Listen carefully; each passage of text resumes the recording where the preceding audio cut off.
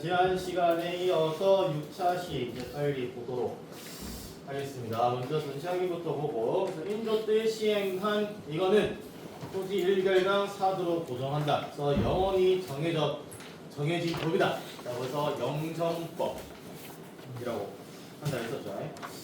그 다음에 대납과 방납의 폐단으로 농민의 부담이 증가하자 당해운 때 실시한 대동법, 선해법이라고 부르기도 한다 했습니다. 그래서 공납을 쌀이나 포배 동전으로 징수하는 법이며 시행 결과에 따라서 관청에 필요한 물품 납부하는 공인이 등장을 하게 되었죠. 그러면서 상품화폐 경제가 발달하기 시작을 하였지. 그 다음 조선 후기 소리시설 확충으로 논농사는 뭐가 확대된다? 모를 옮겨 심는 모내기법 혹은 이양법이라 부르기도 하고, 이 모내기법이 확대되면서 노동력이 절감해서 더욱더 넓은 토지를 경작할 수 있는 힘이 생겼죠. 그래서 뭐가 생겼다? 넓을 광자를 써가지고 광작이 성행을 하였다라는 겁니다. 그 다음 마지막으로 인조 때 상평청에서 처음으로 주조를 시행했던 상평통보는 숙종 때 전국적으로 뻗어나가기 시작하는 됐습니다. 그전에도 화폐가 여러 종류가 있었지만 필요성을 못 느껴서 쓰지 않다가 이제 상품화폐 경제가 본격적으로 시작하는 조선 후기 숙종 때라고 부를 수가 있겠죠. 그때부터는 이제 화폐가 본격적으로 사용되기 시작을 하였다라는 겁니다. 그래서 상평통보 꼭 알고 있어야 돼.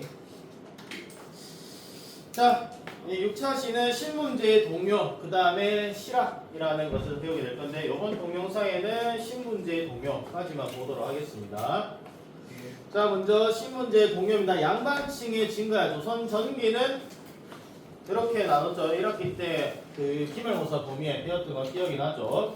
그래서 법적 신분으로는 양인과 천인 해서 양천제인데, 실제로는 양반 제외 전부 다 쌍놈이다. 천민이든 농민이든 상민이든 할 것 없이 전부 다 쌍놈이다 라고 해가지고 관상제로 실질적으로 나눴었죠.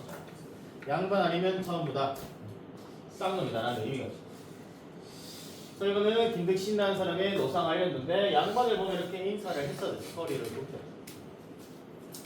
이런 시대에 그런 관념이 이제 서서히 바뀌게 됩니다. 양반만 보면은 인사를 해야 된다는 식에서 양반의 위신이 추락하는 일이 벌어지게 됩니다. 그게 뭐다? 양난 이후에 납속과 공명첩을 통해 가지고 양반의 수가 급격히 증가해요. 양반이 굉장히 별로 없었을 시기에는 양반으로서 우대를 해주지만 그 양반이 엄청나게 늘어나기 시작을 했단 말이에요. 뭐 때문에? 바로 양난 이후에 납속과 공명첩을 통해 가지고. 납속과 공명첩이 뭐냐? 납속은 국가에 일정 부분 세금을 내면은 양반으로 해준다던가, 공명첩의 경우는 말 그대로 이름이 공란이라는 의미야. 1학기 때 했던 거 기억날까? 1학기 때 했나? 1차시 때 했던 거 기억날 겁니다. 인지대란 이후에 요거죠, 요거. 공무원 합격증이야. 여기에 요 란을 이름을 비워놔가지고 돈 좀 있는 애한테 이거를 주면은 여기에 내가 뭐 하면 된다? 이름 적어도 되는 거야. 김관영 쓰면 되는 거. 그럼 관영이는 원래 쌍놈이었는데 얘는 뭐가 된다? 양반이 되는 거지. 별로 좋아하네. 쌍놈이라니까. 자, 이게 바로 공명청. 이게 납속과 공명청 중에서 양반의 수가 급격히 증가하기 시작을 하고 있습니다. 그래서 양반이 원래는 굉장히 적었단 말이야. 굉장히 적었는데 이게 서서히 많아지게 되면서 더 이상 양반을 보고 뭐 이런 식으로 인사하지 않아도 된다라는 얘기인 거죠. 발에 치이는 게 양반이기 때문에 조선 후기로 가면 갈수록. 그래서 신문제가 동요되기 시작했다라는 겁니다.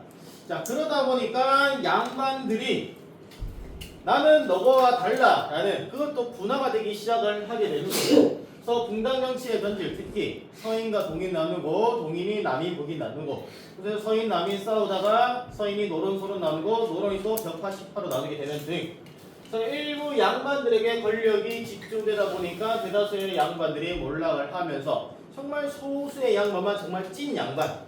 근데 안동임 씨 얘기를 했었는데, 안동임 씨도 안동임 씨 전체가 양반 가문이 아니야. 실제로 세도 정치를 했었던 안동임 씨들은 장동 김씨란다. 장동 김씨. 서울의 장동에 살았기 때문에 그 사람들과 내가 안동임 씨다. 그 사람들은 날 취급하지도 않아. 양반이라 취급하지도 않는다.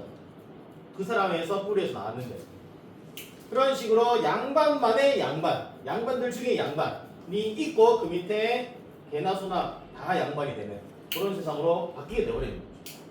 그래서 권력을 장악한 양반을 뭐라고 하냐? 건반이란다. 권력을 장악한 양반이라는 의미가 되는 거죠. 그 다음에 권력을 장악하지 못했지만은 그래도 지방에서는 어느 정도는 행할 수 있는 사람들이 있습니다. 그 사람들을 향반이란다. 시골 형태로 쓰는 거지. 서울에 진출하면서 뭐 세도 정치의 권력을 잡지는 못했지만은 그래서 경주에서는 반기종 뛴다라고 할 수 있는 거예요. 그 반면에 그것도 못하는 사람들이 있어. 경주에 머물러 있으면서 뭐 과거를 시험 치지도 못하고 일부 군농층보다 더 낮은 지위, 양반인데 그 사람들보다 훨씬 더 낮은 취급을 받았던 몰락한 양반들이 있습니다. 그 사람들을 잔반이랍니다. 잔반. 잔잔반이라고 볼 수 있는 거죠. 그래서 이 잔반들 중에서 난을 일으킨 사람이 우리가 지난 시간에 4차 시할 때 지지난 시간에 4차 시할때 봤었던 홍경래라든가 진주 농민봉 이렇게는 유계춘 이런 사람들이 요 출신입니다. 양반을 취급받지 못했기 때문에 나를 한번 바꿔보자 하면서 이렇게 난이라는 거죠. 그래서 양반 이런 식의 건반과 향반, 그 다음에 잔반으로 분류되었다. 그래서 조선 후기에는 이렇게 양반들이 많이 몰락을 했었다라는 거고, 이런 양반의 직위를 누구한테 판다? 돈 좀 많은 농민들 혹은 상인들한테 팔기 시작을 했다. 자, 여기서 신문제가 많이 동요되었다라는 거고, 이거는 지난 시간에 한번 봤었죠. 양반이 몰락했기 때문에 자신 열심히 일을 하고 있지만 아들을 키우고 있는 모습. 그 다음에 두 번째는 뭐가 있냐? 양반이 아니었는데 이 사람들 원래 중인 출신이었는데 양반직을 샀어. 그렇지만 자신들은 양반을 취급받지 못하니까 내 아들만큼 양반 취급받게 해줘야겠다. 그러면서 아들을 교육시키고 있는 모습. 이 두 가지로 해석을 할 수 있습니다. 그래서 신문제가 많이 동요되었구나라는 것들을 볼 수 있는 대표적인 그림 중에 하나인 거죠. 그래서 양반층이 이렇게 분화가 되었고 건반, 잔반, 그 다음에 향반으로 나눠지게 되었는 반면 그 양반 바로 아래층에 있었던 중인층은 어떻게 됐을까라는 보겠습니다. 이 중인층은 신분이 오히려 양반을 그렇게 쉽게 올라갈 수 있으니까 반은 양반인 애들이 중인이란 말이야. 특히 누구? 이 서얼들. 아버지는 양반, 어머니는 양반이 아니거나 기생이거나 혹은 어머니가 양반인데도 둘째, 셋째 분이어가지고 그 밑에 관계에 나가지 못한 요 서얼들이 조금씩 올라가기 시작을 하는 거죠. 4차 시 할 때 내가 얘기를 해줬습니다. 서얼들의 처벌받았던 이유는 태조 이방원 때 두 번째 부인의 아들이었던 여덟째 아들 이방석을 왕위로 세자로 올리려고 하니까 이방원이 열받아가지고 일으킨 난이 왕자의 난. 그때부터 서울에 대한 차별이 심화가 되었고 몇백 년 이어오다가 인지한 이후부터 조금씩 차별을 완화하면서 납속과 공명처벌을 통해서 신분이 올라갔고 정조 때 이 사람들을 규장과 검사관으로 등용하기도 했었다라는 거죠. 자, 이렇게 정조 때 규장과 검사관으로 등용을 하면서 서울들에 대한 차별이 조금씩 완화되다 보니까 자, 요거는 대표적인 서울의 그 얘기인 거죠. 홍길동전. 아버지를 아버지라 부르지 못하고 형을 형이라 부르지 못한다. 호부호형하지 못한다. 그런 거 있잖아. 그래서 서울에 대한 차별이 심한데 서서히 이것이 완화되면서 우리에 대한 차별을 좀 풀어달라 했었던 운동이 통청운동입니다. 통청운동. 그래서 서울에 대한 차별을 완화해달라 라고 하는 집단 상소 운동을 했는데 이게 허용이 됩니다. 그래서 이걸 포통했다고 합니다. 그러면서 정조 때 이동무, 유득봉, 박제가 같은 사람들이 규장각 검사관에 등용을 되기 시작하는 거죠. 서울인데도 불구하고 신분 차별 없이 이렇게 관직에 오를 수 있었다. 시대의 흐름을 잘 읽었던 종조의 그런 모습을 볼 수가 있는 거지. 이것들은. 자, 이렇게 서울들은 이런 식으로 집단 상소 운동, 그 다음에 규장과 검사관 등용하는 것들을 통해 가지고 조금씩 신분이 나아지고 있었고, 그 다음에 중인들 중에서 기술직 중인들입니다. 그래서 철정 때 간직 진출을 제한 철폐를 요구하는 소청 운동을 펼치는 게 바로 기술직 중인들입니다. 기술이 있는 중인들, 대표적인 예로 의사, 외교관, 법관 이런 사람들이 대표적입니다. 그래서 머리는 똑똑해. 머리는 똑똑한데 신분상의 차별을 받았단 말이야. 이 사람들은 서울보다 훨씬 더 낮아. 왜? 서울은 반쪽은 그래도 양반이니 이 사람들은 반쪽도 양반이 아니란 말이야. 그냥 머리가 좀 좋은 애들일 뿐. 뭐 지금은 이제 최고긴 한데 이 당시에는 작가 취급도 안 했어요. 의사, 법관, 뭐 천문학 이런 거 전부 다. 그런 사람들이 우리도 좀 서울들처럼 간직에 진출하게 해도 하면서 소총운동을 벌였는데 너는 반쪽이 양반이 아니기 때문에 안 돼 하는 겁니다. 할 거는 뭐해라? 돈 많이 벌어서 납속하거나 공명적 살아라는 의미죠. 그래서 이런 소총운동이 실패를 하게 됩니다. 그렇지만은 이 사람들이 거기에 자살하지 않고 뭘 하냐? 그럼 우리가 좀 더 돈을 많이 벌고 좀 더 실용적인 학문을 위해서 공부 좀 하자. 그래서 뭐가 된다? 학파에 영향을 끼치면서 이게 이어지는 게 실학이 되는 겁니다. 다음 동영상 때 실학에 대해서 볼 겁니다. 그 다음에 똑똑했던 사람들이기 때문에 문예 모임이 시사라는 것을 결성을 해서 문학 활동을 전개하면서 이 당시 책이 굉장히 많이 글 같은 게 많이 쓰여지게 됩니다. 똑똑한 사람들이기 때문에 그런 걸 하는 거죠. 이런 걸 통해서 뭘 한다? 자신들의 신세를 한탄한다라든가 자신들의 신세를 어떤 식으로 문학적으로 비유하면서 쓰기 시작을 했던 거지. 자, 다음에 세 번째로는 향리 계급인데 향리는 지방에서 수령을 도우는 이방 호방 이런 사람들이야. 이런 사람들도 초우의 개선을 요구하는 상소인 연조기강이라는 책을 쓰면서 초우 개선을 위해서 노력을 했었습니다. 그렇지만 이것도 제대로 돌아가진 않고 이 중인들 중에서 그래도 성공했던 사람들 무리라고 하는 것은 앞에 왔던 서울들 왜? 반쪽은 양반이기 때문에 가능했다. 그렇지만 그 뒤에 사람들은 반쪽조차 양반이 아니었기 때문에 뭔가 많은 운동을 했지만은 실패할 수밖에 없었다. 자, 다음 중인은 이런 식으로 볼 수가 있고 그 다음에 상민입니다. 이 상민은 상민 안에 뭐가 있냐? 농민도 들어가고 상인도 들어가 그런 사람들. 그래서 상공업, 그 다음에 수공업자들도 상민이라고 합니다. 그래서 농업 및 상공업의 발달에 따라서 분홍층이 등장을 하게 되면서 납속책과 공명책 계속 나오죠. 그래서 납속책과 공명책 굉장히 중요해. 이것 때문에 신부제가 등료되기 때문에 굉장히 중요합니다. 수능에도 자주 나오는 편이기 때문에 꼭 알고 있으면 되고 그 다음에 납속과 공명책을 통해서 신분 상승을 했네. 예를 들어가지고 내가 만약에 안동 김씨가 아니었어. 원래는 무슨 김씨 할까? 좀 흔한 김씨가 김해 김씨. 그냥 김해 김씨였는데 이제 이렇게 얘기하면 또 공간이 또 김해 김씨가 쓰레기를 이렇게 하는 거잖아. 뭐 할까? 파주 김씨. 울릉도 김씨라 할게. 울릉 김씨. 울릉 김씨였는데 내가 신분이 중인이었단 말이야. 근데 내가 족빠지기 이래가지고 공명서를 통해서 신분이 상승을 했네. 내가 양반이어서 애행하고 있는데 족보 좀 보자고 했던 거죠. 나한테 족보가 없어.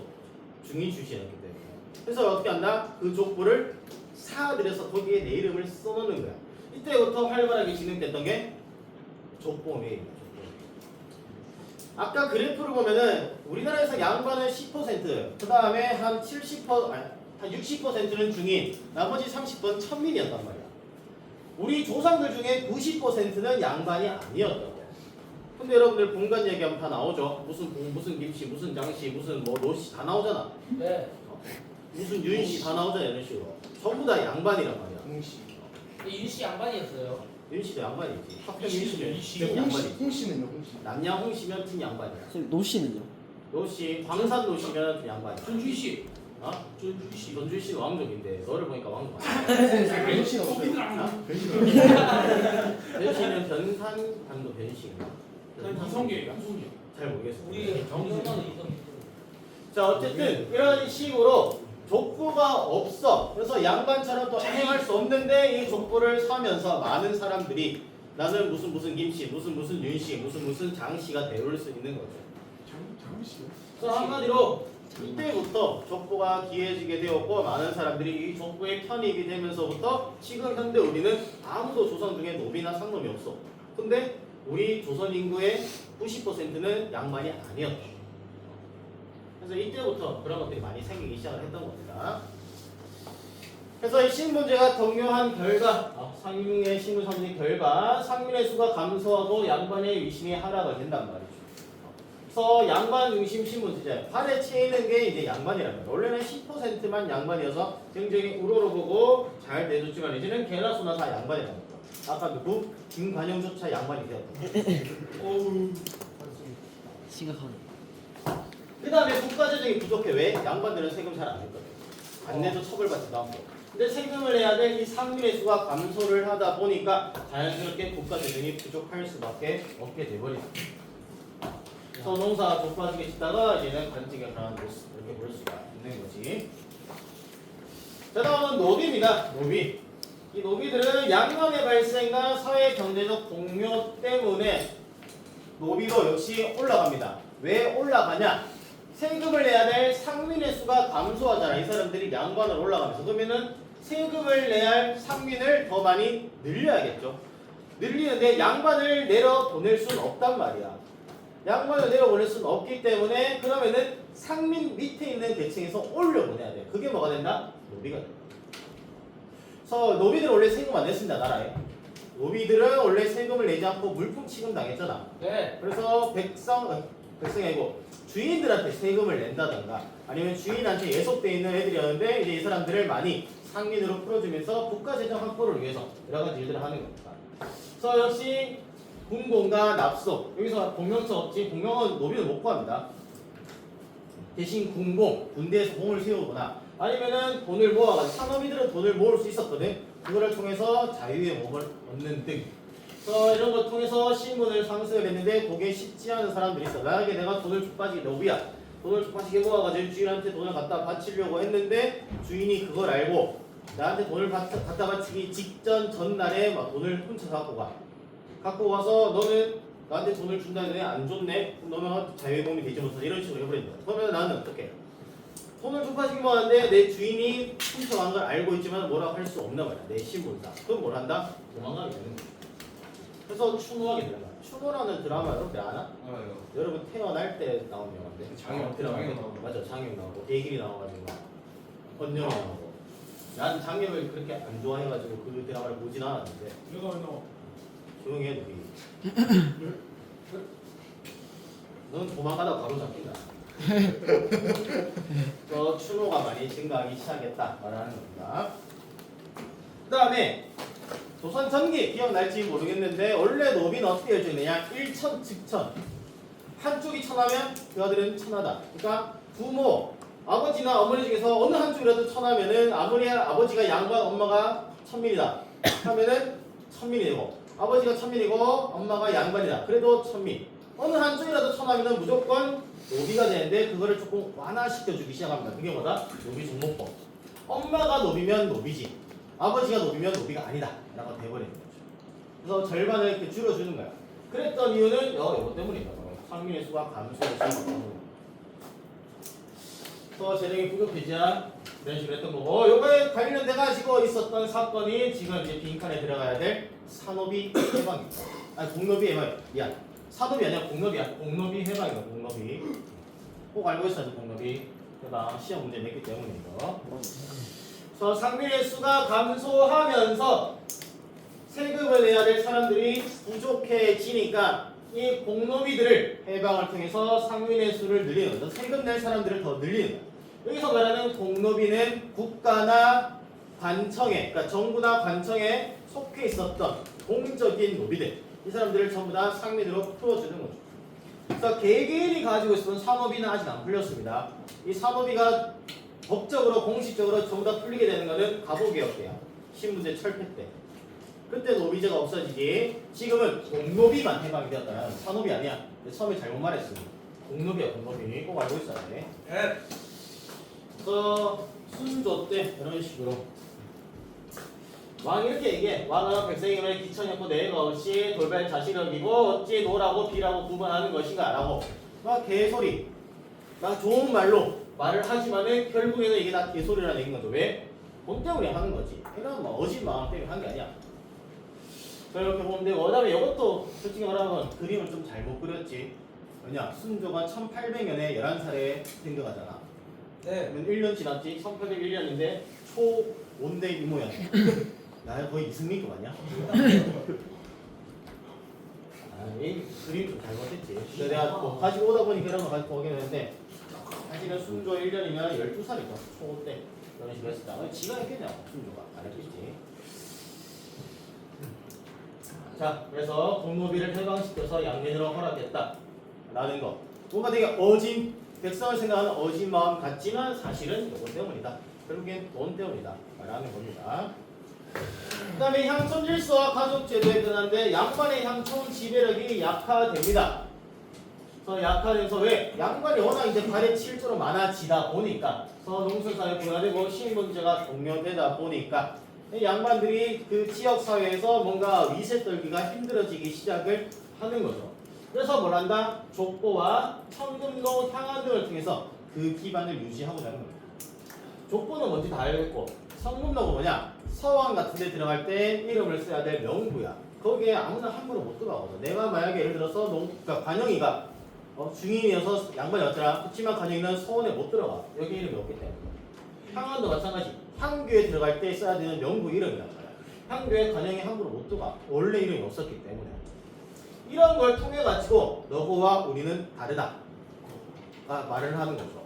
우리는 찐 양반이었고 너는 새로운 신 양반이니까 나대지 말라. 이걸로 통해서 기반을 유지하고 됐다. 그래서 양반층이 분화가 돼버리는 거예요. 양반층.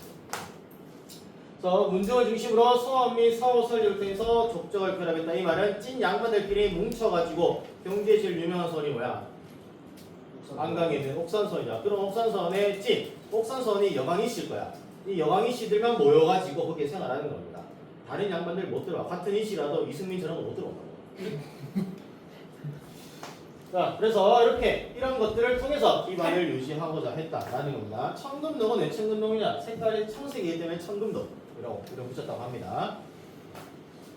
그 다음에 여기 이제 이름이 있냐 없냐 여기 차이는 거야. 여기 보면 김만 이건 뭐야? 정인가? 뭐 이런 식으로 이름이 적혀 있어야지만 들어갈 수 있고 아니면은 못 들어간다. 라는 거죠. 겉절이랑 완전히 하지 마. 자, 다음 이제 분홍층의 성장입니다. 그래서 분홍층이 이제 뭔지 많이 다 알죠? 상업과 농업 등을 통해서 많이 크게 부자가 된 사람들을 분홍층이라고 하는 사람들이 신분 상승을 했고 그러면서 정부에 이런 세금 정책에 참여를 하는 거죠. 뭐 납속이 있기 때문에 세금을 내면서 그 세금을 어떻게 관리할 것인가 사람들이 하는 거죠. 그러면서 또 뭘 한다? 수령과 결탁합니다. 정부에 도움은 되는 일을 했기 때문에 정부에서 파견된 수령과 당연히 이 사람들은 붙을 수밖에 없어. 그래서 수령과 결탁해서 향리에 참여를 했고 향린직에 진출하는데 이런 사람들을 신양이라 합니다. 새로운 양반이라는 거죠. 새로운 향촌 사회에 있었던 양반이라는 의미입니다. 신양. 자, 자 그러다 보니까 기존의 진짜 찐 양반이었던 구양과 새롭게 등장한 신양 간의 싸움이 일어나기 시작을 하는 겁니다. 근데 이 구양이 힘이 졸라게 세. 원래 찐 양반들 있잖아. 이 사람들이 힘이 겁나 세기 때문에 신양이 암만 깝쳐도 안 된단 말이야. 관영이 같은 거 100마리가 와도 안 돼. 찐 양반들 앞에서는.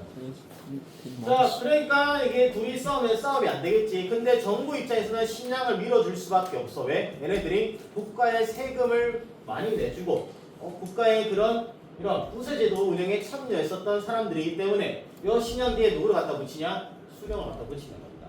그래서 구양과 싸울 때 쪽수로 밀어붙일 수 있도록. 그래서 찐 양반들이 이렇게 있는데 수령과 그다음에 신양들이 합쳐가지고 이 정도는 돼야지 쪽수가 어느 정도 많아야지 구양과 한 번씩 싸워볼 바 대립할 수 있을 거가 힘이 되는 거죠. 그래서 양반의 힘이 좀 약화되긴 했지만 그래도 구양 자체는 힘이 굉장히 강했던 사람들이었다라고 볼 수가 있는 거죠. 이렇게 보면은.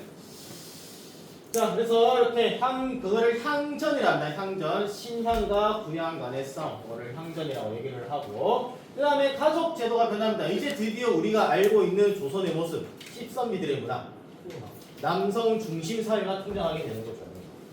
조선 전기까지는 고려 때와 동일하게 남성과 여성의 차별 없고 윤회봉사하고 그러니까 제사를 돌려 지내면서 그 재산도 전부 다 각자 나눠주고 이름도 장녀, 그 다음에 차남, 자녀 이런 식으로 누나가 있는데 장녀가 될 수 없었다고. 그렇지만은 조선 후기부터는 그게 바뀌기 시작하는 겁니다.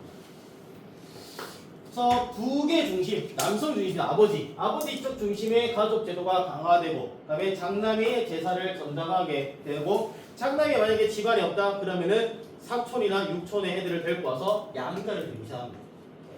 조선 초기까지 양자지도 없었습니다. 있긴 있었지만 그 건수로 따지면 한 1000건 중에 한 건 정도, 1000분의 1 정도. 그거 말고는 없었단 말이야. 근데 이렇게 될 수밖에 없었던 이유는 두 개의 난을 거치면서 남자들이 어마어마하게 많이 뒤졌기 때문이죠. 그 두 개의 난이 뭐다? 임진왜란과 병자호란. 그래서 이거를 양난이란다. 그 양난을 거치면서 이렇게 남성 중심 사회로 변화되게 되는 겁니다. 이거를 이제 실생활, 현대에서 적용받고 있는 나라가 러시아죠, 러시아. 뭐? 뭐? 러시아는 지금 제2차 세계대전 이후부터 많은 사건들을 거치면서 지금도 우크라이나랑 전쟁을 하고 있잖아. 그래서 남자들이 많이 죽어나가서 러시아 여자들이 남편감을 찾고 있어요. 얼굴 안 본다. 러시아 여자들은 얼굴 안 봐. 그 다음에 러시아 여자들은 남자가 때리면은 맞고 있어. 러시아 갈래? 이거는 러시아 갈래? 아주 남성 중심 사회라. 러시아 가자. 존나 있어요. 러시아 제육 한번 먹어야 돼. 그건 안 돼. 러시아 여자 예쁘잖아. 이게 닮은 여자 있는 거야. 이도 안 돼. 우와. 그럴 수도 있고. 이도 안 돼. 이도 안 돼. 형은 진짜 잘생겼어. 그러니까 그런 전쟁들을 거치면서 남자들이 많이 죽다 보니까 지금 여성이 굉장히 이렇게 해야지 하대받는 거야. 러시아 가면 실제로 진짜. 남자가 여자를 때린다고 경찰에 신고를 하잖아. 그러면은 경찰이 아무 제재를 가하지 않는데 너무 심한 거 아니겠어? 여성의 지위가 굉장히 바닥이를 두거나. 그럼에도 불구하고 여성들은 결혼을 해야 되기 때문에 어쩌다 보니까 이제 외국인들 막 끌어들여가지고 결혼하게 되는 거죠. 그 지금 러시아 여자들 중에서 결혼을 해야 될 사람들이 한 1000만 명 정도 있대. 오야 진짜. 니들은 가면은 러시아 형은 맞는 거 같아. 니들이 가도 안 될 것 같긴 한데. 형만 랩 꺼내고 형. 자, 그래서 어쨌든 나는 유튜브 다 올라오네. 다시 이 식으로 돌아와가지고 남성 중심 사회가 되었고, 그다음에 일부 일처자 기본이나 처벌들이 어디서 서월들이 생기는 거죠. 두 번째, 세 번째 부인들이 있기 때문에. 그다음에 신랑이 신부집에서 예시 올리고 신부를 데려오는 무슨 뭐가 친양제도, 한마디로 시집살이. 와. 시집살이가 정착되기 시작을 하는 겁니다. 그 전에는 남자가 뭘 해? 여자 집에 갔었잖아. 뭐? 그래서 그 말이 있었잖아. 장가 간다. 장가가 뭐야? 집가자의 장인 장자란 말이야. 장인 집에 간다. 남자가 여자 집에 가는 게 일반적이었다면 이제는 남성이 워낙 기했기 때문에 여성을 데리고 오는 친형제도, 시집살이가 정착이 되는 거야. 그게 지금까지 쭉 이어오고 있는 거야. 현대화국. 그 다음에 첩의 자식은 문과, 의식, 불가했었고 이런 차별대우 받다가 조금씩 풀려나는 것. 그건 아까 봤었고. 자, 즉 가족 제도가 이런 양난을 거치면서 이 쪽발이 새끼들과 뗀놈 새끼들 때문에 이렇게 또 얘기하면 인강 올라가는데도 고통받는 거 아니야? 내가 오늘 인간 버려야 될 것 같은데 애들. 쌤 여기서 끌까요 버려야 그냥? 될것 같은데. 우리 입안의 실태를 알 것 같은데. 지금 끌까요 그냥? 편집. 없어 못하고 다 올려. 지금이라도 그런 때렸다. 것 때문에 어쨌든 간에 남성 중심 사회로 변화하게 됐다. 우리가 지금 일반적으로 알고 있는 그런 십선비 문화가 장착되게 되었고 지금까지 이어지게 되었다라는 거죠. 이게 조선 후기 때입니다. 조선 전기 때마다 안 그랬다. 라는 걸 알고 있으면 됩니다. 그래서 장자 중심의 제사를 지내고 있는 모습 이렇게 볼 수가 있고, 그 다음에 성리학이 변화된다. 성리학의 변화는 성리학이 절도해야 돼. 오히려 더 강화돼. 그러면서 내가 2차 시나 3차 시쯤에 얘기했었던 호락 논쟁이 있죠. 오히려 더 강화시킨다 했었잖아. 그래서 싸웠던 게 호락 논쟁을 했었지. 그런 것들이 나타나게 되는 거죠. 서인조 완종 이후에 명나라에 대한 의리를 지켜야 된다 라고 말하는 서인들. 그래서 개인명분을 강조하면서 또 뭘 한다? 성리학 자체를 아예 절대화시키고, 우리 지금 조선이라는 나라는 명나라에 대비해서 작은 나라이기 때문에 소중화였는데, 근데 그 대중화였던 명나라가 멸망했으니까 이제 대중화는 어디다? 우리 조선이다 라고 하면서 성리학을 더욱더 높이 올려야 된다 라는 사상이 되는 거죠. 그래서 성리학의 사상을 펼쳐가기 시작을 하는 거죠. 그러면서 또 했던 게 뭐냐? 특히 불교. 경주박물관 가면 길거리에 가면은 뭐가 많냐? 뚝배기에 깨진 불상이 많아. 이게 다 이 사람들 깨고 다니는 겁니다. 그래서 성리학의 사상을 개척하기 시작을 하면서 또 성리학이 왜 최고냐? 성리학 말고 다른 것도 받아들여야 된다. 우리 좀 개방적으로 받아들이자 라고 말했던 사람들이 등장하기 시작하는 거죠. 그 사람들이 싸움을 했는데 그게 우리가 전에 봤었던 호락 논쟁이 되는 거다. 호론과 낙론의 싸움. 그래서 인물성 이론. 인간과 동물의 성질은 다르다. 인물성 동론. 인간과 동물의 성질은 같다. 그래서 오랑캐와 조선은 다르다. 청나라죠 오랑캐가. 하면서 굉장히 보수적인 사상. 그다음에 아니다. 오랑캐한테도 배워야 될 건 배워야 된다라고 말하는 북학파에 영향을 미쳤던 게 바로 요 낙론입니다. 이것도 역시 시험에 냈기 때문에 여러분 알고 있어야 돼. 알겠지? 호랑 논쟁에 대해서. 그래서 인간과 동물의 본성은 같을 수 없다. 인간과 동물의 본성은 같다. 이런 식으로 얘기를 하는 거죠. 자, 이런 사람들, 송시열, 권상아, 한원지, 이재 같은 사람들. 이런 사람 있구나 정도 알고 있으면 난 고등학교 수준에는 뭐 자세히 알 필요 없어.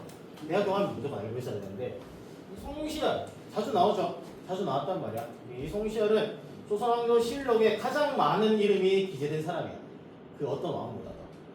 그래서 우한 송시열하고 이 사람이 말 한마디에 전국이 막 왔다 갔다 해. 숙종된 사람이야. 송시열 이런 사람 있어도 정도 알고 있습니다. 윤시영 뭐 너도 노비해라. 누구 닮았는데 이제. 이제 이제 약간 하동. 하동. 자 이런 식으로 보면 되고 자 그러다가 성리학이 왜 절대화되면서 성리학에 대한 비판을 가해 그런 사람들이 윤유, 박세당 같은 사람입니다. 그래서 성리학 자체를 뭐 비판했다라기보다는 성리학을 다시 재해석해가지고 자신만의 해석본을 만들어. 자 그러니까 사문난조를 올리라. 어찌 감히 주자가 쓴 그런 성리학을 너네 마음대로 해석할 수 있느냐라고 얘기를 했던 거죠. 그래서 사문난조. 사문난조이 뭐냐? 이런 그 책 같은 것들을 굉장히 물러내겠다라는 의미입니다. 지네 마음대로 해석을 왜 했냐라는 거죠. 그러면서 막 공격을 하기도 했었고. 그래서 윤유의 책은 도학 원준석, 그다음에 박사장의 책은 사분학 같은 게 있다 정도 알고 있습니다. 자세하게 몰라도 됩니다. 이런 게 있다 정도 알고 있는데 뭐 나대지 말고 앉아야지. 똑같이 이 전부 다 내가 하나하나 다 올릴 거야. 알겠지? 이승민 그래도 이승민 일단 벌점 5점 받았다 오늘. 밑으로 올라간다. 쌤도 접근한 거 아니야? 어? 쌤도 접근. 나 여자 편 어. 욕설이라고. 뭐 상관없어. 자 이렇게 성리학에 대한 비판도 일어나게 되면서 이제 성리학을 절대화시키는 것에 대해서 굉장히 비난을 하고 비판했던 사람들이 등장하기 시작해. 그러면서 받아들였던 또 다른 학문이 뭐다? 양명학이라는 거예요. 왕한명이라는 사람이 만들었고 이 사람은 성리학을 바탕 두고 성리학에서 또 아랫부분 그러니까 해보시 하위 개념, 아들 개념이라고 볼 수 있습니다. 그런 그 밑에 하위 개념으로서 학문을 더욱 발전시켜 놓고 뭘 했는데 실천성을 더욱더 강조했던 사람. 성리학 자체도 실천성이다. 그러니까 임진왜란때 막 의병 활동하고 있었는데 그보다 훨씬 더 실천성을 강조하면서 여러 가지 많은 해석을 했던 학문이 바로 양명학인데 중국에서 왕학명이라는 사람이 만들어 놓은 건데 이거를 이제 받아들이는 거죠. 일부 소론학자가 받아들이면서 특히 정제두라는 사람이 연구를 했어. 강화도에서 많은 이러한 양명학에 대해서 연구를 했기 때문에 강화학파를 형성을 했다. 그게 바로 정제두였다라는 것까지 알고 있으면 됩니다. 수능에는 잘 안 나오는 편이긴 한데 그래도 학능점에 나오니까 꼭 알고 있어야 됩니다. 이 사람이 바로 정제두야. 이 강화도에서 쉽지 않다. 강화학파를 마련했기 때문에 만들었기 때문에 이렇게 보면 되고. 자 다음 이제 실학의 발달인데 요거는 다음 동영상에 연결해서 하도록 하겠습니다.